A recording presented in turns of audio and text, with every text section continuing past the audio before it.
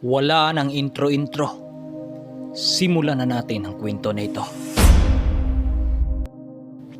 Nang siya namang kinakargahan niya ng mga nagawa niyang uling papuntang bayan para ibenta. Halos araw-araw niyang ginagawa ang pag-uuling para naman may pera naman siyang magagamit sa pang-araw-araw. Hanggang sa isang araw, nang maghatid siya ng mga uling sa bayan. Subalit pagdating niya sa restaurang palaging bumibili sa kanya ng mga uling, ay tsimpo ring nagsasarado ang restaurant na yon. Kung kaya't para hindi na siya mag-uwi ng mga uling sa kanyang kubo, napag-isip-isip niyang ibinta na lang yun sa iba. Sa pag-iikot-ikot ni Emil sa bayan, napadpad naman siya sa isang sabungan. Pinili niyang huminto doon para magpahinga ng saglit. Dahil sa kanyang ginawa, hindi naman maiwasang pagtinginan siya ng mga tao doon. Dahil sino ba namang hindi magtataka na anak ng Amerikano na naglalako ng mga uling sa kanyang pagtatambay doon? Tila ba may humata sa kanya na isang enerhiya para pumasok doon sa sabungan na yon. Nang makapasok na siya sa sabungan, hindi siya nanonood ng sabong, kundi tumitingin siya sa mga pagkain ng mga tinda ng mga tao doon. Bigla niyang naalala ang kanyang paghihirap at pinagdaanan noon, kung kaya't ang naisipan niya, bumili siya doon ng mga kakanin para kapag mayroon siyang madaan ng mga pulubi na nagpapahinga sa daan, ibibigay niya yun doon. Ramdam na ramdam niya ang paghihirap ng mga taong grasa dahil doon siya nanggaling. Hindi naman lahat ng pulubi ay naghirap dahil sa kanilang kapalaran, kundi dahil na rin sa kanilang mga bisyo. Halos araw-araw niyang ginagawa ang mga pagtulong sa kapwa kapag napadpad siya sa sabungan na yon. Dahil nandun nagtitinda ang mga tao ng kakanin sa labas ng sabungan. Kung kaya't halos araw-araw siya doong dumadaan. Subalit dumating ang isang araw na sa tanang buhay niya ay hindi niya aakalaing magiging isa siyang milyonaryo. Habang nakatambay siya sa sabungan, nilapitan naman siya sa isa niyang kakilala na isang mayamang sabungero doon sa sabungan. Nagkakilala sila sa lalaking yon dahil isa din yung bumibili ng kanyang mga uling na ginawa.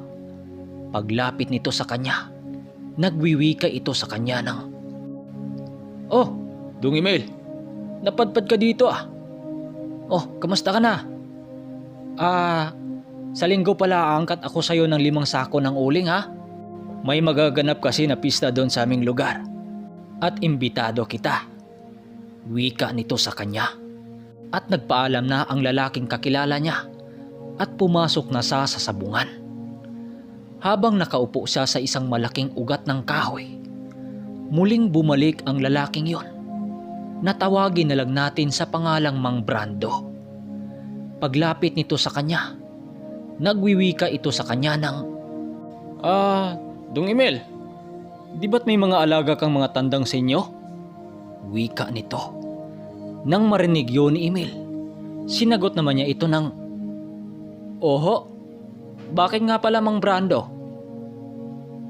Kuan ba? Dalhan mo ko ng 3 tandang, yung may mga edad na isasabong natin.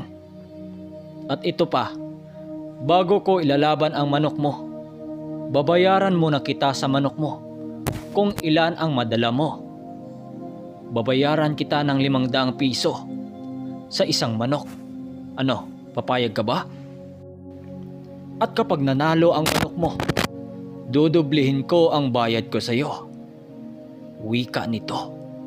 Nang marinig yun ni Emil, bigla naman siyang nakaramdam ng saya dahil napakalaking salapi na yon para sa kanya. Halos 7 bisis yon sa laki ng kinikita niya sa pag-uuling. Pumayag naman siya sa mga sinabi ng kanyang kaibigan niyang yon. At dali-dali niyang pinatakbo ang sidecar niyang bisikleta papauwi sa kanyang kubo para kunin ang 3 niyang mga manok doon sa kanyang kubo. Habang nilalakbay ni Emil ang kalsada, bigla naman siyang napahinto nang may naririnig siya ng isang malakas na pagsabog na sa palagay niya parte pa yun ng badyan. Dahil tunog lang naman ang kanyang narinig, pinatuloy niya ang pagpadyak doon sa bisikleta niyang dala. Palingon-lingon pa siya noon dahil batid niya na isa yung bomba na pinasabog doon sa kanilang lugar. Nang makarating na siya sa kanyang kubo, bigla naman siyang napatakbo nang makita niyang nabuwal na ang isang puno ng isang mangga na sa likuran ng kanyang kubo. Umuusok-usok pa ang puno ng manggang nabuwal na para bang tinamaan yun ng isang malaking bato na nanggaling pa sa kalawakan. Sinipat-sipat pa niya ang buong paligid dahil sa pag-aakalang mayroong eroplano doong nag-crash. Subalit wala talaga, maliban lang sa isang punong mangga na animoy binanggaan ng isang halimaw. Gulat na gulat itong si Emil dahil papanong mabuwal ang puno ng mangga na wala namang bagyo sa kanila. Ang init nga eh. Nang ikutin niya ang kabilang bahagi ng kubo, doon siya nagimbal sa kanyang nasasaksihan. Lahat niyang mga alaga ng manok na tandang ay nakaladlad na yun sa lupa na wala ng buhay. Wasak na wasak ang mga katawan nito, maging ang mga bituka na nakalabas na. Sinipat-sipat niya ang buong paligid sa pag-akalang may mga ligaw na aso doon sa kanilang lugar. Subalit bigla siyang napalingon sa kabilang banda nang may tumuktukaok na manok doon sa nabuwal na mangga.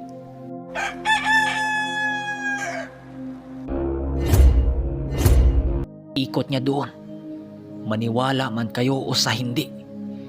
Nakita niya ang isang manok na kulay purong puti na nakapatong sa nabuwal na puno ng mangga. Umusok-usok ang katawan ng manok na yon na para bang yun ang may gawa sa puno ng mangga at sa mga alaga niyang manok. Nakita niya kasi ang mga paa nito na may mga bahid ng mga dugo. Nang makita yon ni Emil, halos manigas ang buo niyang katawan dahil sa gulat dito. Dahil sa kanyang mga nakita, minabuti niyang dakpin ang manok na yon dahil wala na nga ang lahat niyang manok. Ang naisipan niyang gagawin ay ibigay sa kanyang kaibigan doon sa sabungan. Habang padyak-padyak niya ang isang bisiklitang dala, paulit-ulit namang pumasok sa kanyang isipan ang buong pangyayari. Sinong may gawa sa pagbuwal sa puno ng mangga doon sa kanilang kubo? Hindi naman pwede kalabaw ang may gawa nun dahil ang katawan ng manggang yun kasing laki na yun ng katawan ng isang taong may katandaan na. At sa mga alaga niyang manok, nakita niyang parang winasak ng isang mabangis na hayop. Tiningnan niya ang manok niyang nahuli na iginapos pa niya sa dala niyang bisiklitang sidecar. Nang makarating na siya sa sabungan, napagkamalan pa siya doon na nasiraan siya ng ulo dahil iginapos niya ang manok niyang dala. Nang makita siya ng kanyang kaibigan, napawi kayo ng, "Oh, ayun na ba yung dala mong manok? Ba't iginapos mo yung manok mo? Ikaw talagang bata ka. Di kaya'y nalipasan ka ng gutom? Aki-aki na. Di ba sabi ko 3 manok ang dalhin mo? Ba't isa lang? At teka, ugis pa. Ba't may bahid ng dugo ang paa nitong manok mo?" Wika ng lalaki. Dahil sa kanyang mga narinig, minabuti niyang dinala ang lalaki doon sa malaking puno ng kahoy. Sinabi niya dito ang lahat na kaya'y nagkadugo ang mga paa nito dahil pinatay ng manok na yon ang lahat niyang mga alagang manok sa kubo. Nang marinig yon ng kaibigan niyang sabungero, nanlaki ang mga mata nito at sumagot ng, "Sigurado ka?" Sinagot naman niya yun ang totoo. Pero lingid sa kaalaman ni Emil, tila ba hindi naniwala sa kanya ang kaibigan niyang yon. Upang mapatunayang matapang ang manok na yon, dinala yun ng kanyang kaibigan doon sa tapatan ng manok. Maya-maya pa, Maya-maya pa, inabot na ng lalaking yon ang bayad nito sa manok niyang dala. 500 piso. Napakalaki na nito noong mga panahon na yon. Tinanggap naman niya ang bayad nang walang pagdadalawang isip. Dahil sa isip-isip niya, kung 3 ang dala niyang manok, malaking pera yon. Maigi niyang pinagmasdan ang manok niyang pinahiram sa kaibigan niya dahil tila ba nakaramdam siya ng labis na kaba doon sa kanyang manok na nahuli.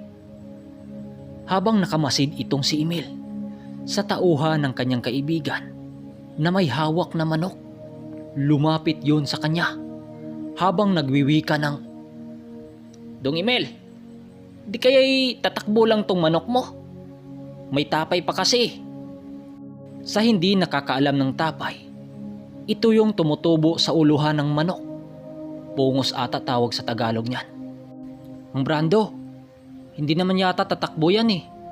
Pinatay nga yung 3 kong tandang doon sa kubo eh." Nang marinig yun ni Mang Brando at sa mga bata-bata nito, nagtawanan lang naman habang nagwiwika ng, "Sigurado ka ha? Hindi basta-basta to. Malaki ang pusta ni Busing dito." Wika ng tauhan ni Mang Brando. Habang pumasok sa ruwida itong si Mang Brando, kasama ang isa nitong alalay. Itong si Emil naman, tinitigan niya ng maigi ang manok na yon. Dahil animoy porsilana ang kintab ng balahibo nito. Nang binitawan na ang manok sa ruwida, napatayo naman itong si Emil nang makita niya kung paano lumaban ang manok na yon. Nang magsabayan sa paglipad ang mga 2 manok, pansin niya ang bilis ng manok na yon dahil nauna pa yung lumapag sa lupa. At 2 ang sagupaan lang, patay kaagad ang kalaban nito. Biglang kinabahan itong si Emil nang makita niyang dinuro ang kaibigan niya sa kaharap nitong kalaban. Maya-maya pa, may isa na namang lalaki ang pumasok doon sa ruwida para tapatan muli si Mang Brando. Nagparibansa pala ang kalaban nila dahil hindi nabigyan ng magandang laban ang manok nito. Patawa-tawa lang ang kaibigan niyang yun habang tumitingin sa kanya, hanggang sa umabot yun ang 6 na sultada at wala pa rin nakagawang nakakapagpatumba sa kanyang manok niyang nahuli. Maniwala kayo o sa hindi, ang mga taong nasa paligid ng sabungan halos nagsisigawan yon habang kinanta ang kanta na ang manok ni San Pedro na ugis ang balahibo. Paglabas ng kaibigan niya yon sa ruwida, bakas mo sa pagmumukha nito ang labis na saya at tuwa dahil nga malakihan ang pusta sa bawat laban nun. Napakalaking halaga din ang ibinigay sa kanyang balato dahil sa nagawa nitong nakalaban ng 6 na bisis. Makalipas pa ang ilang mga araw, halos 2 bisis siya sunduin ng kanyang kaibigan niya sa kanyang kubo. Sabado man o Linggo, dadayo sila sa ibang mga sabungan na talaga namang pangmalakihan. Hanggang sa umabot lang ng 2 buwan. Maniwala man kayo o hindi, itong si Emil, isa ng tanyag na mayamang sabungiro. Nakapagpatayo na rin siya ng malaking bahay na may 2 palapag.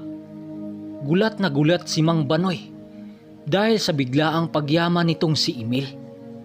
Hanggang sa pinilit siyang bilhin sa kanya ang manok na yon ng kaibigan niyang isa ding sabungiro. Subalit bago pa man darating ang araw para siya'y puntahan sa kanyang bahay, isang gabi, habang siya'y natutulog, nakarinig siya ng ingay ng manok doon sa labas ng kanilang bahay.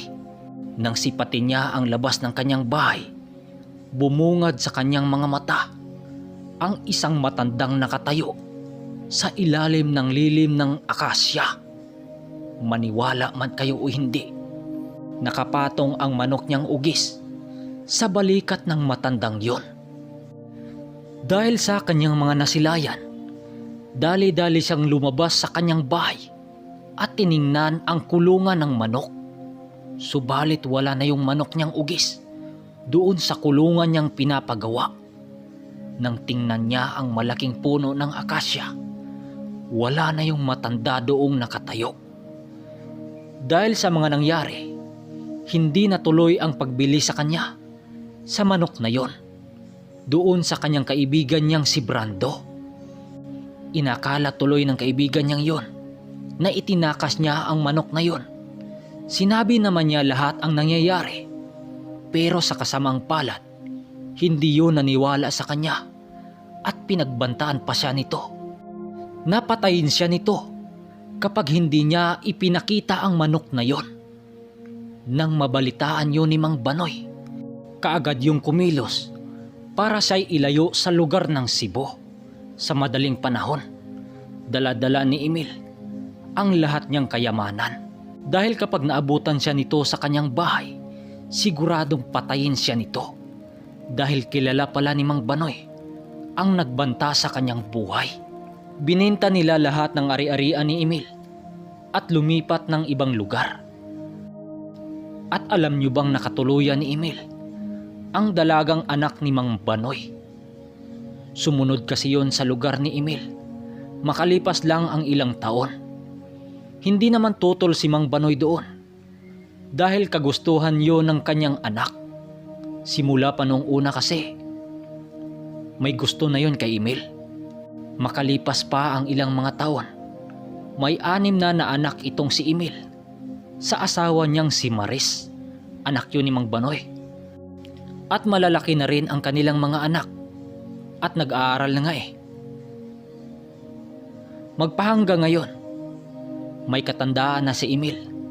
Sariwa pa sa kanyang isipan tungkol sa ang pagbaba ng ang manok ni San Pedro. Anong masasabi nyo sa kwento na ito? I-comment nyo sa baba at punta na naman tayo sa shoutout. Shoutout kay Dixon Rotone at kay Bias Mix Vlog. Tulungan natin ang tao nito. Subscribe kayo sa channel niya. At kay Jiri Montanes, shoutout kayo. Shoutout sa iyo, bay. At kay Rupino Fernandez family. Shoutout pala sa mga Fernandez family dyan. At kay Rinaldo Maxion, JD Pai, at kay Joby Zabunete. Maraming salamat. Sana naman sa sunod nating video wag nyong iskipan ng ads kasi dyan ako umasa. At kapag hindi tayo sumasahod, babalik na naman ako sa tubuhan. Mamunlay ko.